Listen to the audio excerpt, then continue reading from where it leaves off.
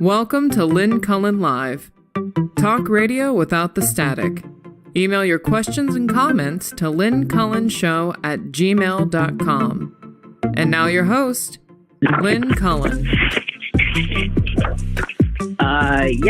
Here I am. The warning, dog's here and is probably going to be picked up, and that can be loud and or distracting just for a second, but that's where we are. Also a reminder that this is the last show this week, and that next week we'll begin not on Monday but on Tuesday. So it's a long weekend for us. Just to set us in time, October 19, 2022. And, I was thinking, the other day when I was giving the date, I paused before I did the year because for a split second, I wasn't sure. And if that might be a frightening sign of advanced age, or maybe it happens to younger people as well. I also didn't remember how old I was, and had to actually quickly in my head do the math, knowing when I was born and knowing what year it is at the time. I just wasn't sure. What happens is, I think in my head, I often get ahead myself, trying to get used to whatever's around the corner. And so I think I've been thinking I'm older than I am for some time. But I'm about to hit what I was thinking I was. So none of that matters. I just don't know why time. I've always been blown away by people who, I was thinking when I interviewed Mark Rylance, the actor, and his wife, what's her name? What's the name? Van Kampen, Claire Van Kampen. Was it last week? He said on more than one occasion something like, well, I believe it was, I was in Pittsburgh in 2002, and then I returned in 2017, and I'm blown away by people who can do that. I don't have a clue. I mean that. When, for instance, I started doing this show, don't have a clue. I'm not even sure how many years I've been doing it, and it always turns out it's a lot longer than I thought. I don't know when I started doing radio, what year. I can give you a ballpark figure. I can give you a ballpark figure of when I, ended certain employment with a radio station, then went on to another. But I have no ability to recall dates.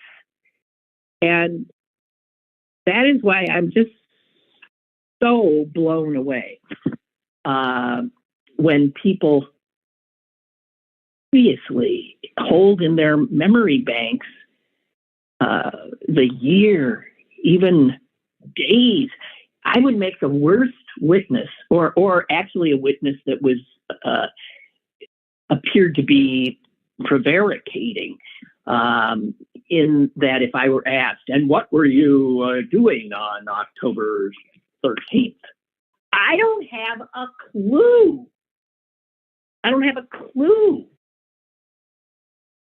How do people know stuff like that? So anyway, however, I don't even know how I got into this. But speaking of Mark Rylance, did I tell you, and I don't know, after I saw the production at the Byam, this collaboration between Quantum Theater and Chatham Baroque and all these amazing opera singers, I finally saw the last performance, on Saturday. And he had said during the interview that he and she go to every performance. So I was thinking, oh, wow, maybe I'll get to actually meet him. Maybe I'll be able to say, hi, I'm Lynn Cullen, and you were gracious enough to be on my program. But I thought, the odds aren't great. Anyway, I had my tickets at will call. And so it was literally about 10 minutes before curtain up, supposedly. They always start a little bit late. And I'm in a line, one of three lines at three windows, people scarfing up their tickets. And I saw that they needed an ID. And I thought, oh my God, I didn't bring an ID. I had come with friends, and I love when I don't have to worry about having all that stuff from my purse. I don't have to have a damn thing. So I was, traveling really light. And I was concerned. And then I heard this voice to my right, and I turned, and there he was, Mark Rylance, at the next ticket window. And he was saying, well, I'll take whatever you have. Something center, maybe that's fine. I don't care, just want to. And I'm thinking, what? He's standing in line begging for last minute tickets? And so I turned to him and said, hi, I wanted, and he looked at me, and he seemed all flustered because I guess he didn't have his tickets. I don't know what. And he gave me a sign like, just a minute. And then I had to deal with my thing about, I'm sorry, I don't have an ID. I'm sure there's people here who could vouch for me. And he's having his troubles right next to me at the window. And we both finished up at the same time. And he turned to me, which was awfully nice because I was a stranger of bothering him in a not very nice way. He was in the middle of a conversation, and he turned back to me as if now I had time. And I just said, I'm sorry. I just had wanted to say I'm Lynn Cullen, and you were on my... He said, oh, yes. And he was, as he seemed to be on the interview, the just nicest human being. I was just blown away by what a just unpretentious, regular guy. I don't think there are a lot of... I don't know. Is it true Academy Award winning level actors who are that out there? And maybe it's because he's not one of the glamorous ones that he's able to be a human being. They're not paparazzi trailing him. But then later at intermission, I was standing in a line to get a drink. And he walks up to me and he says, queuing, are we? And I said, a British thing to say, queuing. I said, yeah, I am. And I don't think I'm going to get to the head of the line before the show starts again. Anyway, so I was able to talk to him then.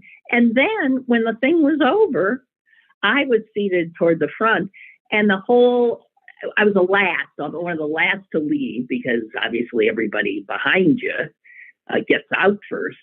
And so I was literally the last person coming up one of the aisles, and there, standing all by himself in the middle of the middle section in the orchestra, is Mark Rylance.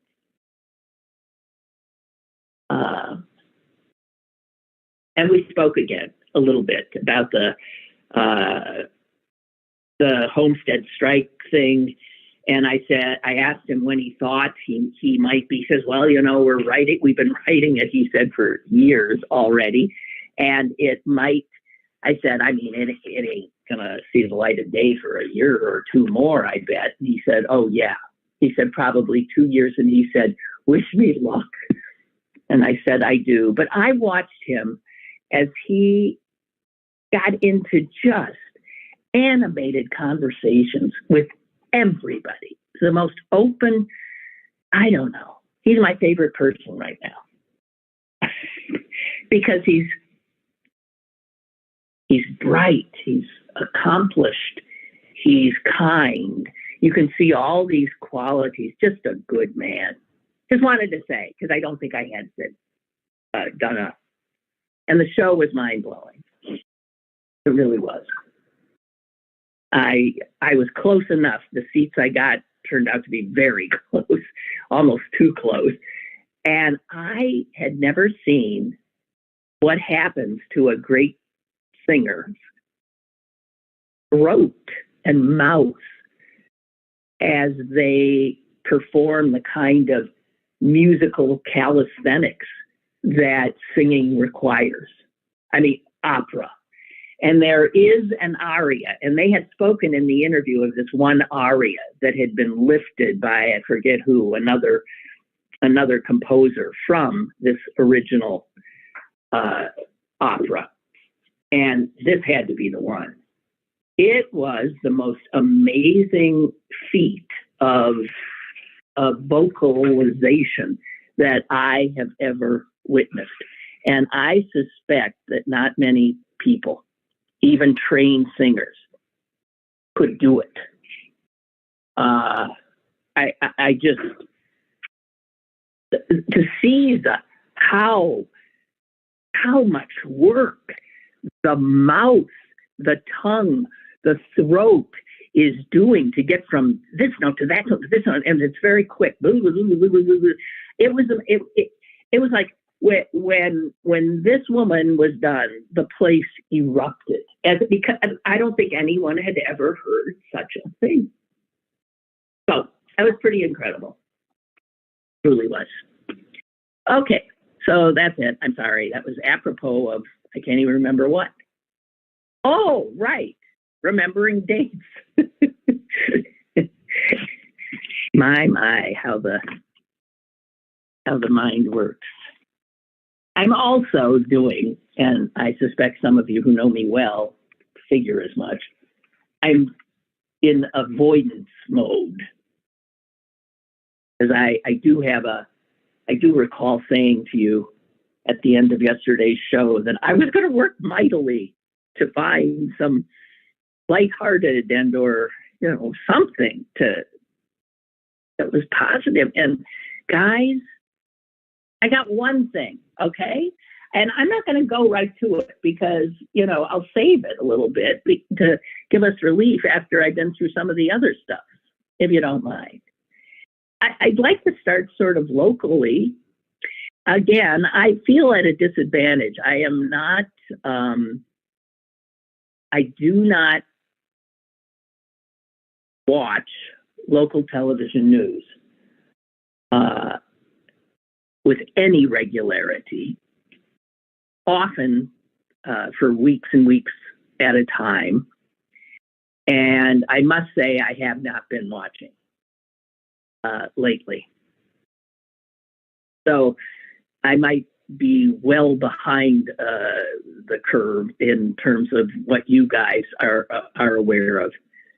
I am aware of every day seeing one or two or three people shot.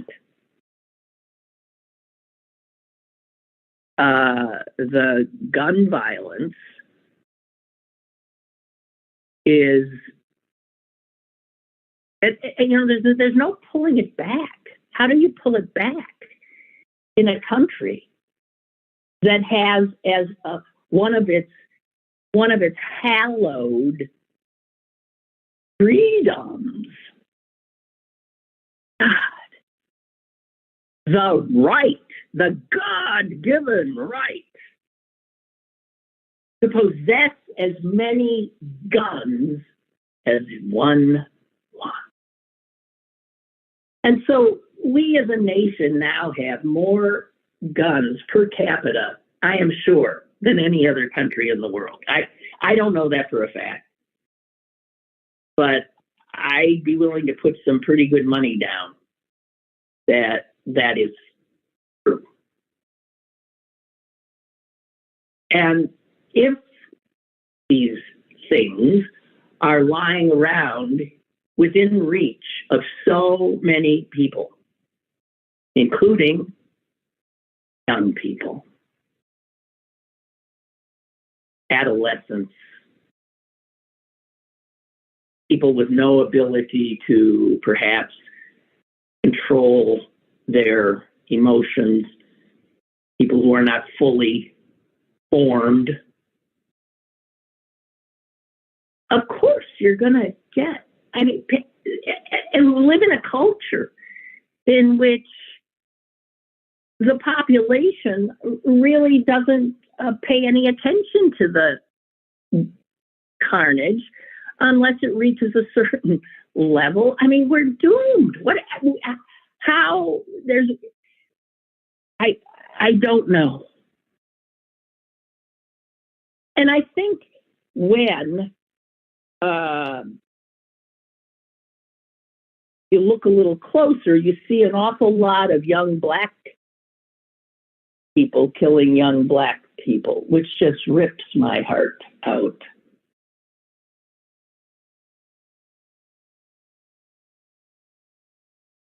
But you also see plenty of other, and you see, for instance, this last one, the one I'm aware of being the last one, which probably isn't, are just two women standing at a bus stop.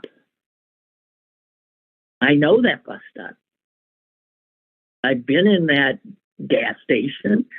I've been in the Giant Eagle next door to it. So it's not like these are like places that are like, whoa, I wouldn't go anywhere near that place. Well, I do. And the fact that you could be standing there and just be blown away because some idiots, usually males, get angry about something, and the only thing they can think to do is pull out guns and start shooting each other. But the real problem is the availability of those guns. And I don't know how the only way you would ever be able to get a hold on that is in an autocracy. The very thing supposedly all these Second Amendment types are afraid of. We need our guns to keep the government from taking our guns away. Something to that effect. Some kind of bizarre circular reasoning.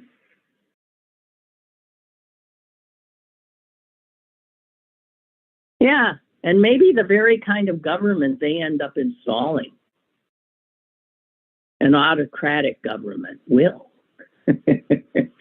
finally take their guns away. I don't know. So that is troubling. When local news, as I see it presented, is so often just violence, violence, violence, violence. Why would you want to watch that? And it also feeds into this sense of fear, that there's something that we need to be afraid of all the time. And that creates that kind of anxiety that makes people want strong leadership who will get control. It's how Republicans, as we near this rather important election, are turning to their old go-tos because it works for them every time. And it doesn't matter what congressional race you look at across the country, all the Republican candidates are charging all of the Democratic candidates of being soft on crime.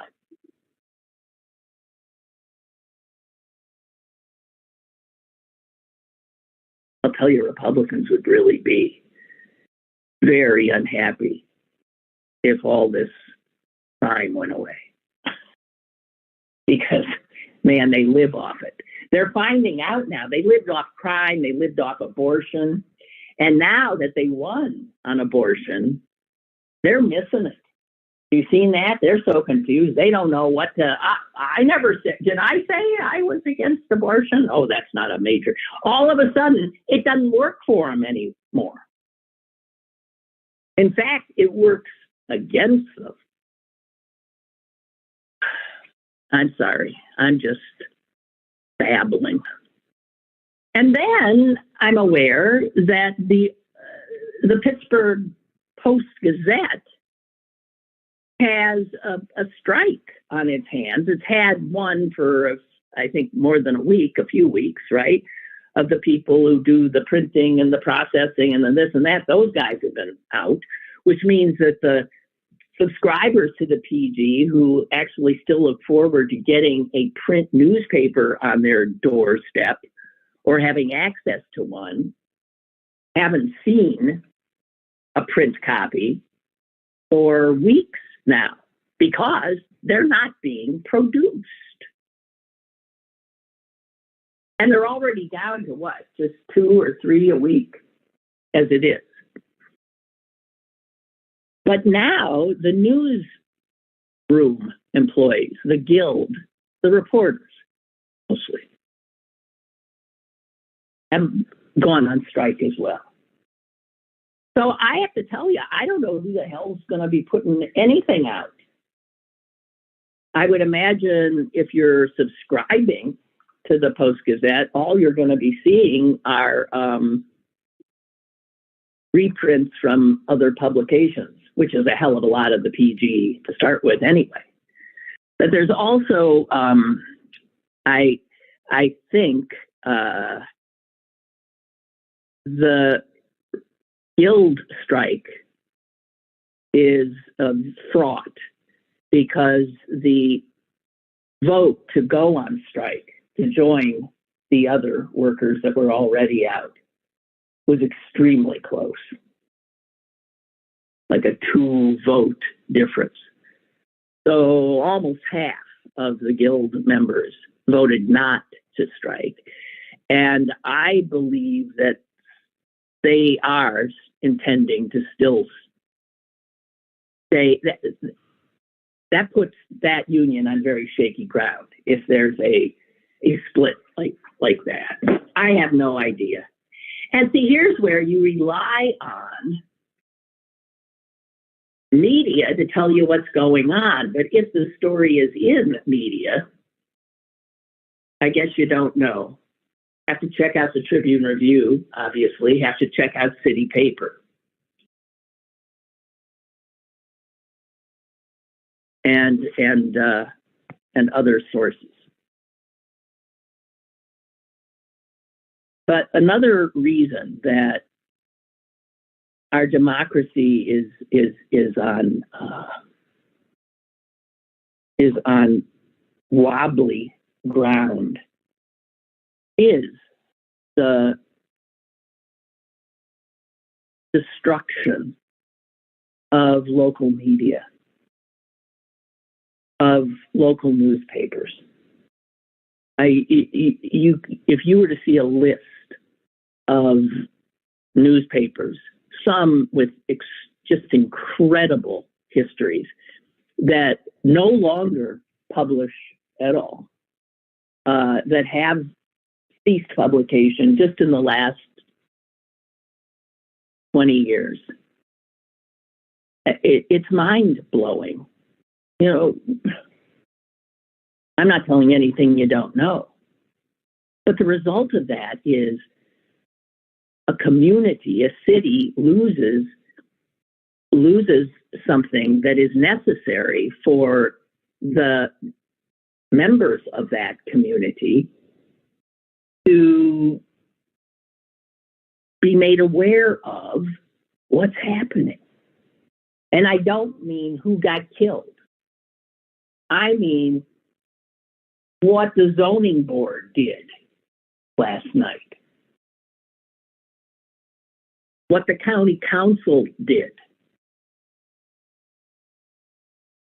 I'm talking about being made aware of what those with power are doing. Because if you don't know, and television news is not given to covering anything like that. It lacks visuals. It lacks, sex and violence. It is not clickbait. But it is the kind of information that sustains democracy.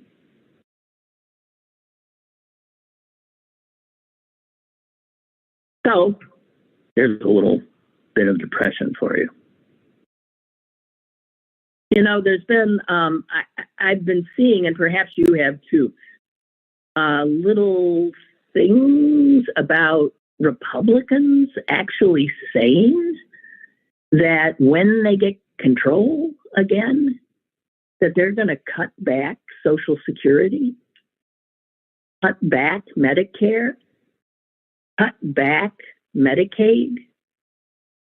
See, they don't believe, in as much as they believe in anything anymore. That's one of those core beliefs they have, that government should not be giving, that's their sense of it, giving anything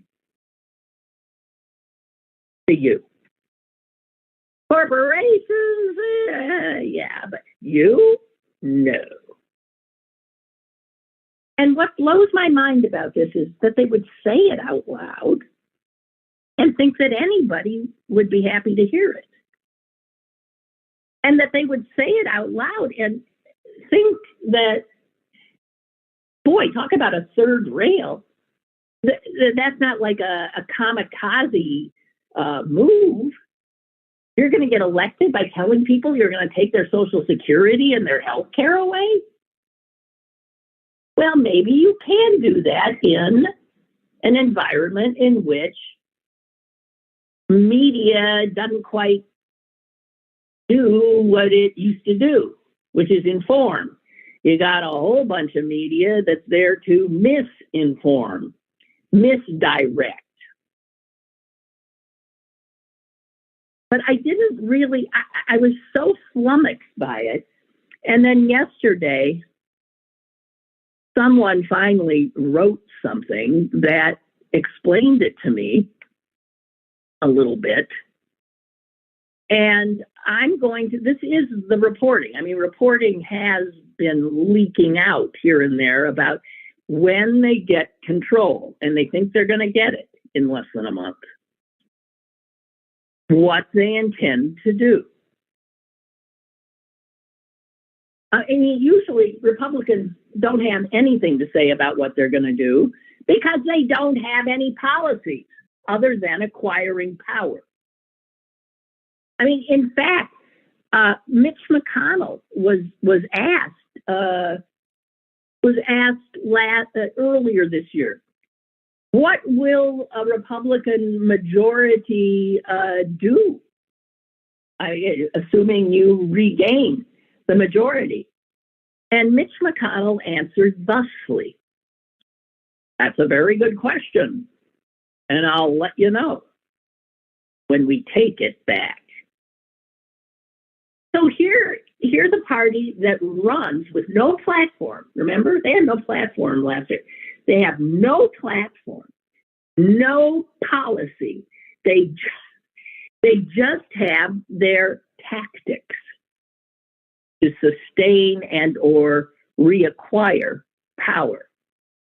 And when asked, what will you do with that power? They'll say, well, give it to us and then we'll tell you, which is what he said. I'll let you know when we take it back.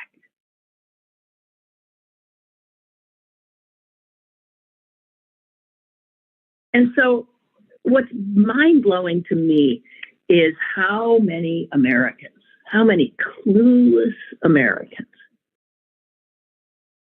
will still vote for Republicans based on this sort of mythological sense of what they are. Why they're strong on crime and they're great for the economy. And you know what? That's not true, any of it. They help business. Sure they do. big business, not your business.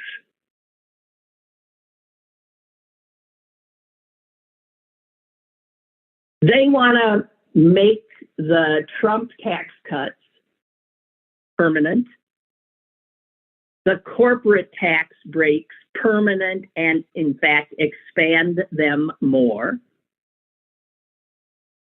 You think most Americans think that corporations are burdened by paying too much when we damn well know they pay next to nothing? And the Republicans want it to be nothing, I guess. Oh, maybe no, we'll give them money.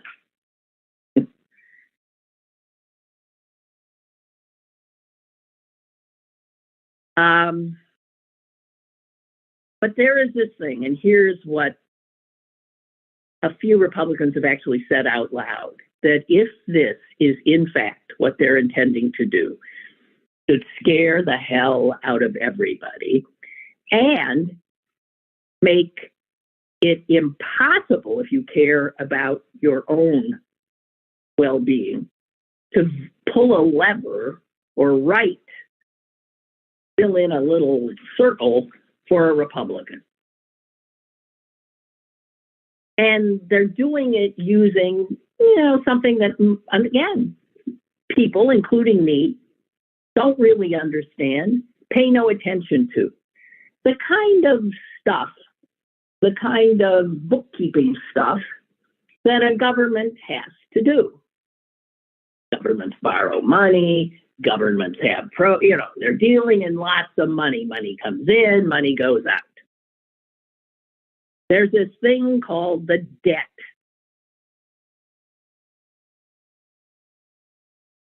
Now, the debt ceiling is what they're aiming to use.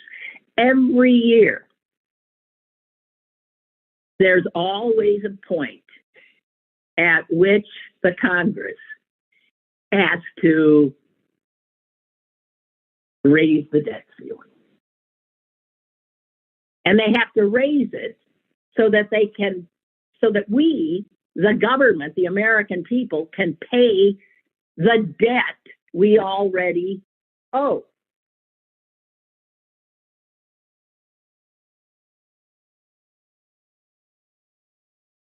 Now, Republicans have in the past refused to raise the debt limit. And they have caused government shutdowns doing so. They have caused panic in world markets doing so. But here's the thing, and they talk about it as if they're doing what Republicans do. We are being the adults in the room. Enough of this debt. We need to pay bills like a household needs to pay bills. That kind of blah, blah, blah, blah, blah. Yeah? But you see, the debt ceiling has absolutely nothing to do with new spending. It's just this cap that gets put every year or two on how much the government can borrow to pay off the bills that it has already incurred. I got news for you. This is how Donald Trump does his business. We're in debt up to our eyeballs, yeah, but we got all this stuff that we can, fine. We live just fine with this debt, I guess. So it has nothing to do with spending more. It has only to do with paying what we are beholden to pay. And the piece I read that helped me understand all this, she said this: refusing to raise the debt limit is like going to a fancy restaurant, ordering the lobster and a $500 bottle of wine, and then declaring yourself financially responsible because you skipped out without paying the check. Actually, it's worse than that, because what it does is it means the credit worthiness of the United States of America is going to take a big hit. Investors won't trust that we'll repay. And so this is why something like this would roil the financial markets all over the globe, because up until now, holding U.S. debt has been viewed as the safest of safe assets. We pay. Almost all other assets around the world are benchmarked against U.S. Treasury securities. So if we default on our debt obligations, it would send shockwaves of panic through every market on the globe. A global financial crisis. Now, it was Bloomberg News that first hinted that this is what the Republicans are up to, because 4 Republican members of the House, who, when they retake the House in a few weeks, who want to head the House Budget Committee, have all gone on record saying they refuse to raise the debt ceiling unless Democrats agree to cut Social Security, Medicare, Medicaid. So that's what they got in mind. When they take power, they're going to create they're quite willing to create a global financial crisis to blackmail Democrats into cutting Social Security. They did this actually in 2011. And it was the first time in history that the United States credit rating was downgraded, because we came within a whisker of default. But 2011's GOP was actually more responsible than the iteration we got going now, which means that this will play out in a much more frightening way.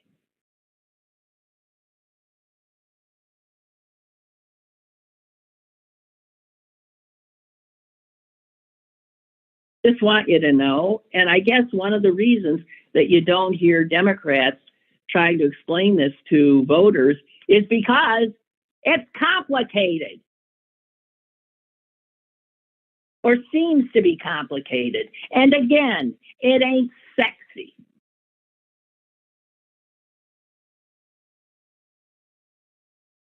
What person would vote for a party that is on record as wanting to take their Social Security and their Medicare away? And if more Republican voters knew that that's what this party is going to do, and they would still vote for them, well, then we really do have a cult work. I don't know.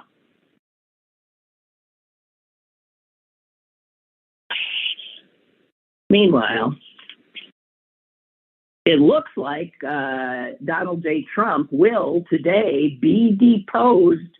I had said, I think yesterday, that I thought he was going to, somehow manage to delay that again. This is in the case, the defamation case brought by the woman writer who says that he just flat out raped her in a dressing room at Bergdorf Goodman in the 90s.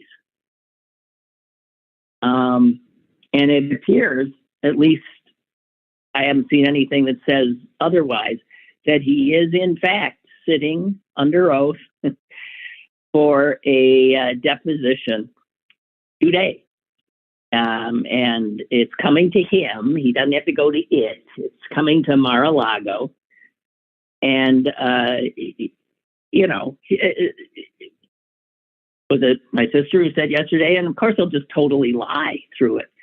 But lying under oath is just racking up more crimes. So, I don't know. I think he thinks in many ways that, well, who knows what that horrible human being thinks.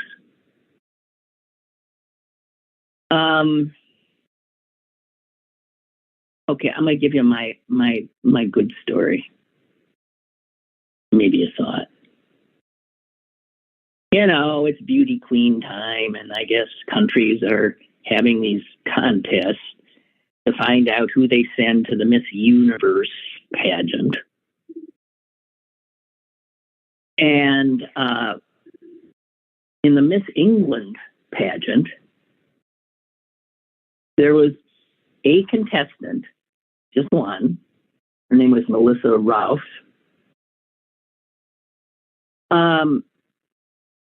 who did the entire competition with no makeup on.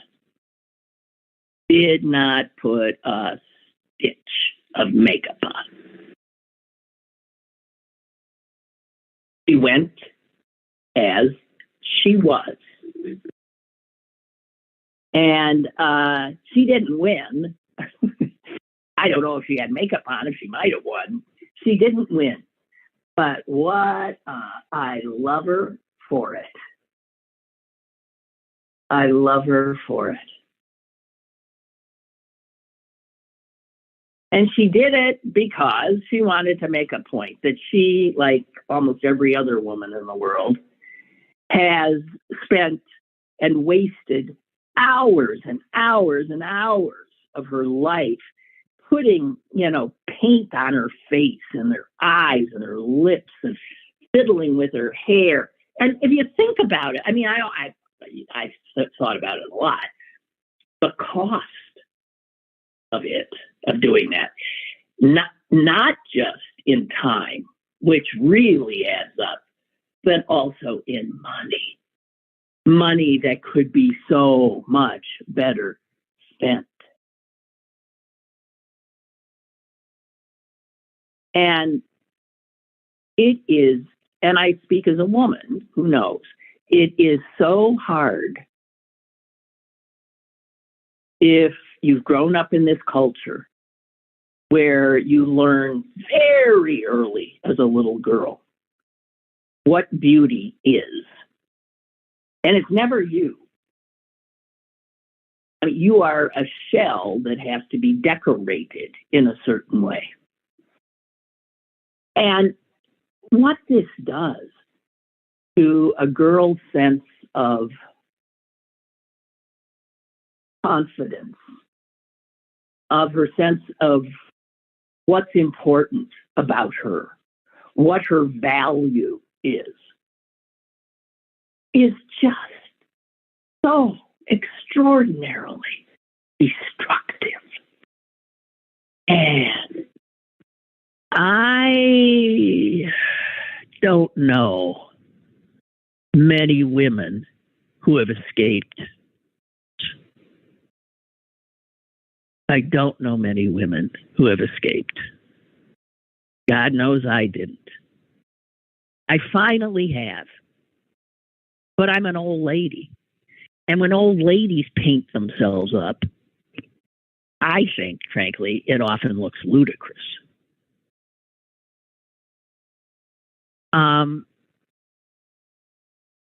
So God bless this woman.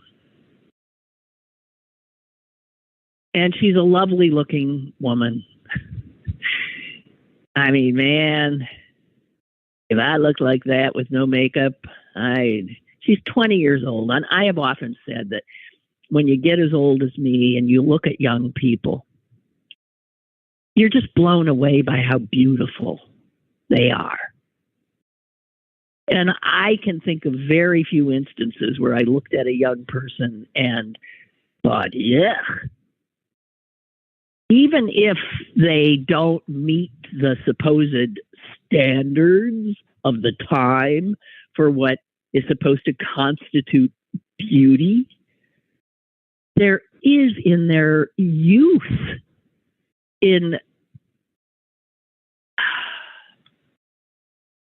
they are all beautiful.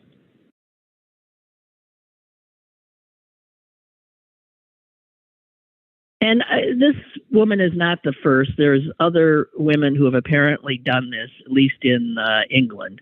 I'm not aware of anyone doing it in this country. But the women who do it, God bless them, attract attention, right? And then get this message out. And I so appreciate their bravery. I'm looking at a picture of her and the other contestants. They don't bother saying which one she is. It's a picture of a whole bunch of beautiful women and, all thin in dresses, long, beautiful dresses. And I thought, well, why don't they identify who she is? And I realized, what do you mean? You can't tell which one isn't all painted? And I actually had to look. Yeah, I had to look. But just initially looking, I didn't notice. It looked like a bunch of beautiful women. But yeah, her lips were definitely not as bright. Her eyes not as defined. And her hair, well, I must say, it looked like she'd spent no time at all.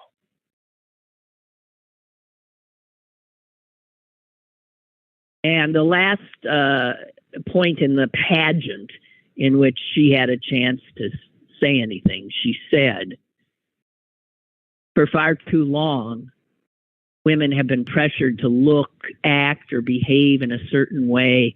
And I believe it's time for a change.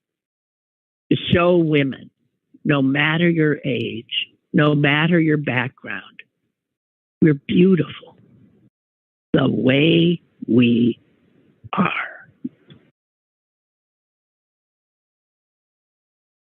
I was blown away the other day. I was in a drugstore, and as usual, I had no makeup on. I had a mask on. So all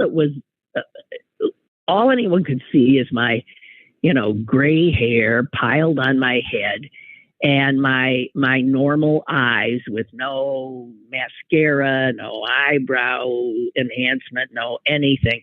All you could see was my eyes, which I have always thought needed embellishment if I were to be able to maintain eye contact in public. And damn if this guy, who I haven't seen in a million years, turned around, saw me, and immediately said, "Hi, Lynn, how have you been?" And I was blown away that he recognized me, because I think it drove home to me that when we put makeup on, we're actually disguising ourselves. We're disguising our real selves. And here was this guy with only my eyes, my naked, fading eyes. My eyebrows have been disappearing for years. My eyelashes are, and he knew who I hadn't been talking, so it wasn't my voice he heard. And I was blown away. He saw me and recognized me. And it made me feel wonderful.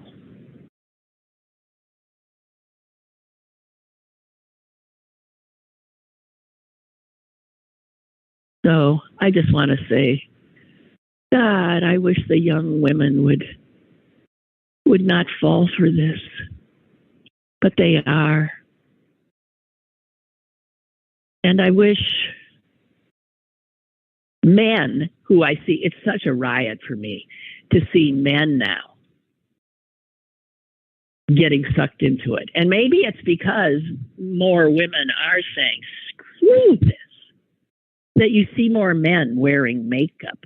I don't much, but men choosing to want to be peacocks like women have had to be. Men wearing clothes that are uncomfortable, wearing heels and dresses and makeup, and having and buying into the very thing that has hobbled women. Now, I get why men who've been sort of stuck with a one monochromatic look. Here's what you are. You're a guy, you wear this. And you don't do this.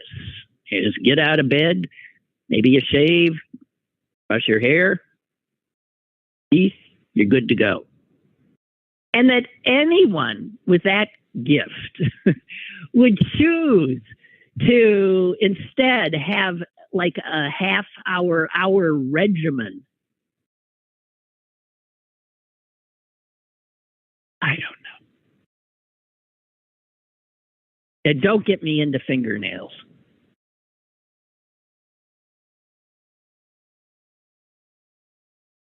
Oh, man. Okay. That was my happy story, which just goes to show how, good things are going. And I'll tell you what, I am avoiding a story. Maybe I shouldn't. It'd be a perfect way to end. I'll get rid of it finally. I'm going to do it to you. I've had this around since the beginning of September. And it's one of those things that I found so terrifying that, I thought, oh, this is something people need to be aware of. And then I thought, no, they are, but what are we supposed to do about it? But the title is, just so you know, the headline sort of says that everything you need to know. How AI, that would be artificial intelligence for those of you not paying attention, how AI could accidentally extinguish humankind. Well, that got my attention. So, because I have always, as you know, feared where this technology is leading. And I still think I'm right about it. And the person who wrote this is a philosopher, but also, get this, a historian of global catastrophic risk. So this is somebody who looks around and says, okay, I know you're worrying about that, but that is not, I got to tell you this over here that you're not paying attention to. Here's the risk. And he says that we humans have not been very good about predicting what's going to happen in the future. We have, as he says, a long history of incorrectly assuring ourselves that such and such wouldn't happen, couldn't happen. The great physicist Ernest Rutherford proclaimed in 1933 that anyone who said atomic power was a possibility was talking moonshine. A few days later, another physicist pulled off a nuclear chain reaction. So even brilliant scientists don't know.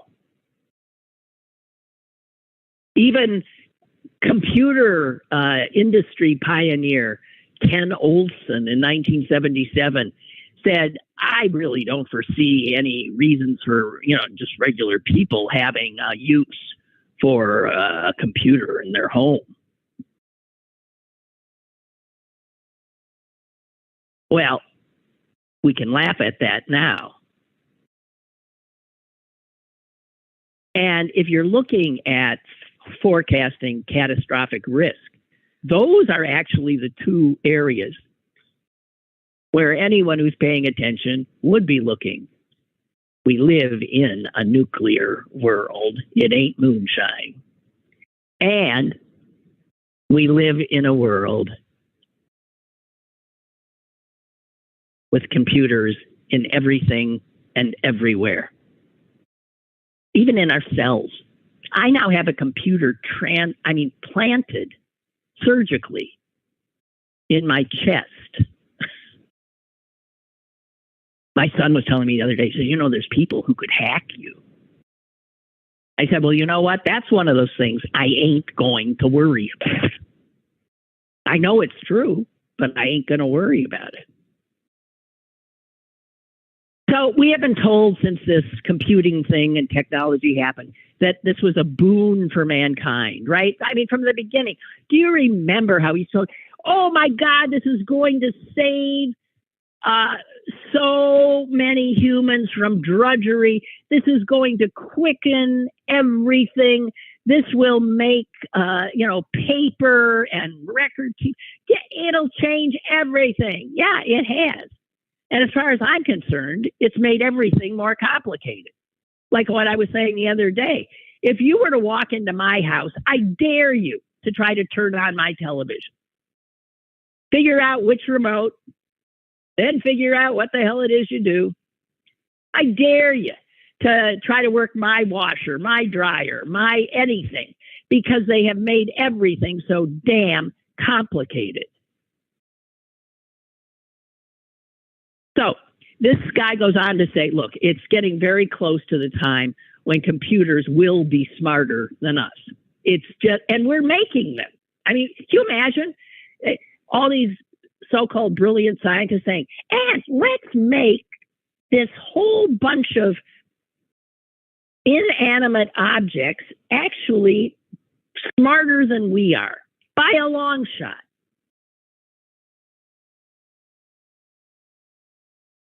Algorithms capable of solving complex problems in a second. Algorithms that can beat the best human chess player. Algorithms that can write a novel, paint a painting, drive a car through city traffic.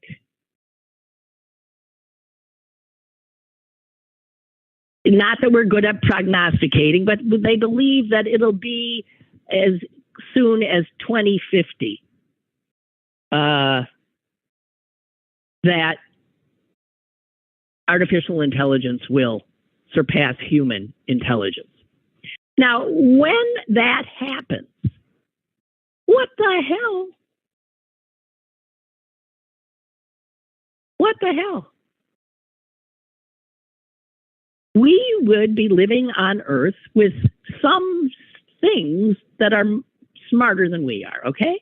And you can see where the benefits would be. It's the downside that these idiots never think of.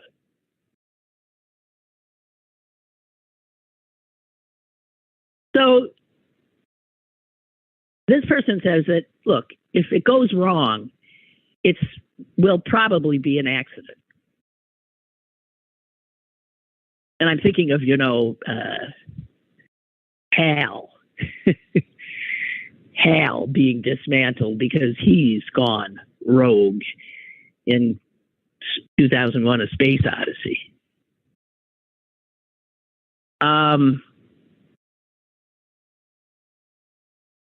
What if we program one of these machines to establish world peace? What a wonderful way to use this brilliance. And so it hacks into government systems to launch every nuclear weapon on the planet. Now, why would it do that? Because in its infinite wisdom, it reasoned that if no human beings exist, there could be no more war.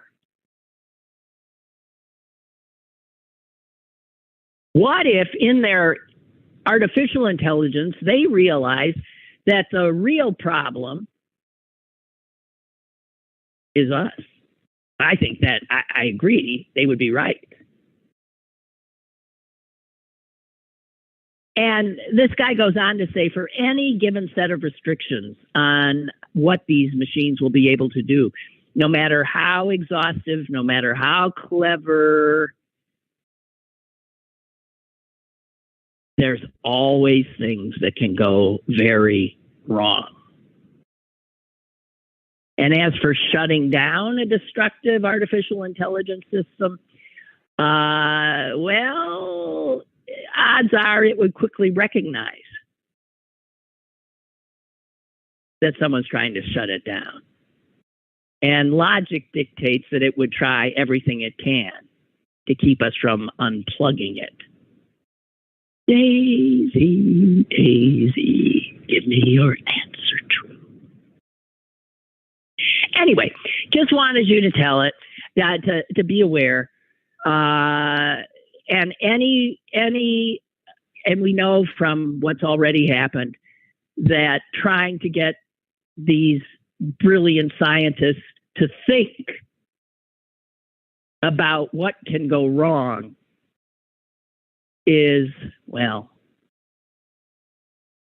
moonshine. To think that if you create something much, much more intelligent than us, that it would not turn on us.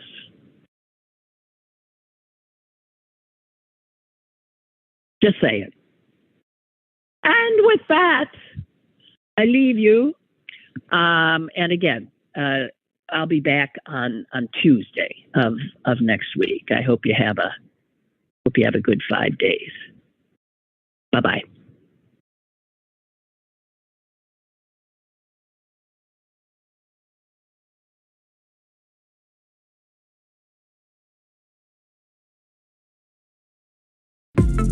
Lynn Cullen Live, Monday through Thursday from 10 a.m. to 11 a.m. and archived at pghcitypaper.com. The opinions expressed on Lynn Cullen Live are those of the host and do not necessarily reflect the viewpoints of Pittsburgh City Paper or its advertisers.